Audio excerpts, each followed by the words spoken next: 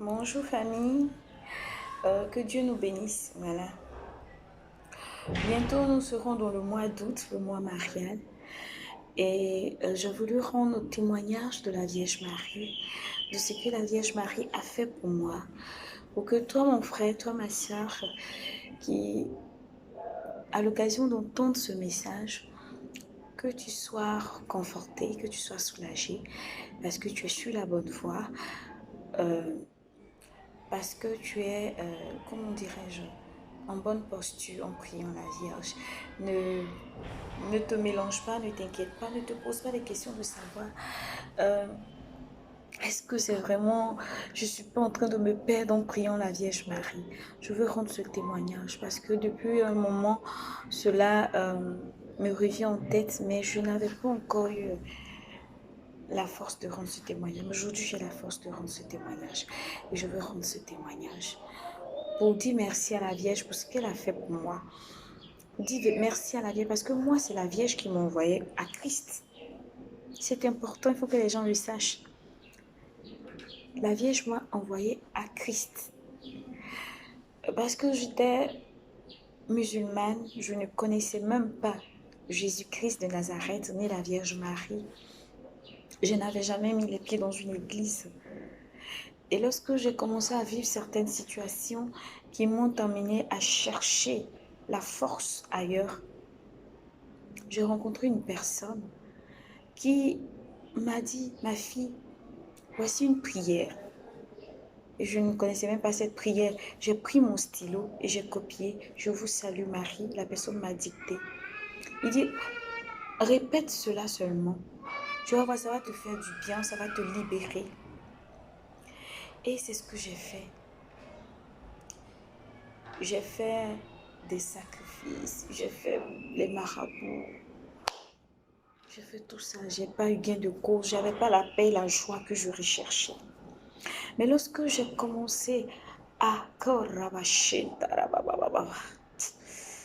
lorsque j'ai commencé à expérimenter la Vierge Marie, j'ai eu cette paix que je recherchais, j'ai eu ce réconfort que je recherchais depuis longtemps.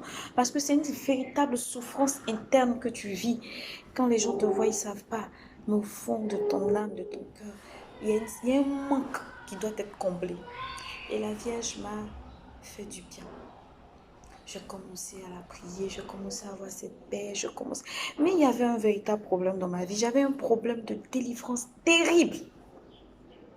Oui, mes frères et sœurs, lorsqu'on vient à Christ, lorsqu'on vient d'ailleurs, et même si on est né d'une famille chrétienne, il est important de passer par la délivrance, parce qu'il y a beaucoup de choses. La délivrance ne finit pas, on fait toujours des délivrances, mais il y a vraiment des démons qu'il faut chasser de ta vie.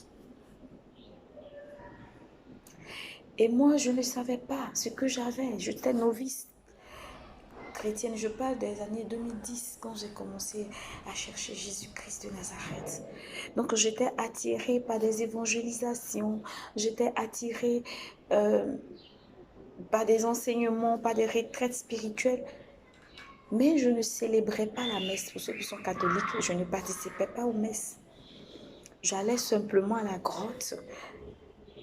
Je priais la Vierge, je déposais une bougie et je me retournais. Parce que bon, c'est la recommandation que m'avait donnée la personne qui m'avait dit de prier la Vierge. Donc je m'en contentais. Oh.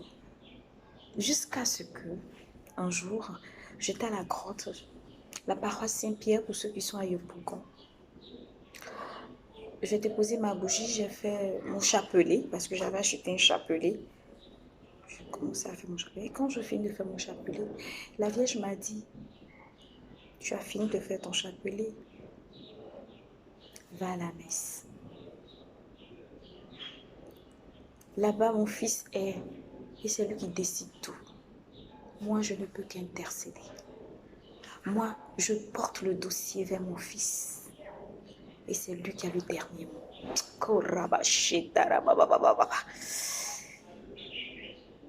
Je vous assure que j'ai entendu ça clairement. Je me suis dit que mais c'est moi-même, je me parle.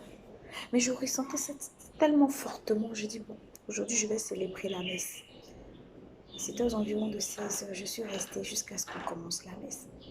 Et lorsque j'ai participé à l'Eucharistie, à la messe, parce que je n'étais pas encore baptisée, donc je ne pouvais pas communier, je me suis sentie tellement bien, tellement bien, tellement bien. J'ai dit, oh maman, merci. Elle dit oui. Moi, je suis sa mère. Moi, j'intercède. Et c'est mon fils qui a le dernier mot.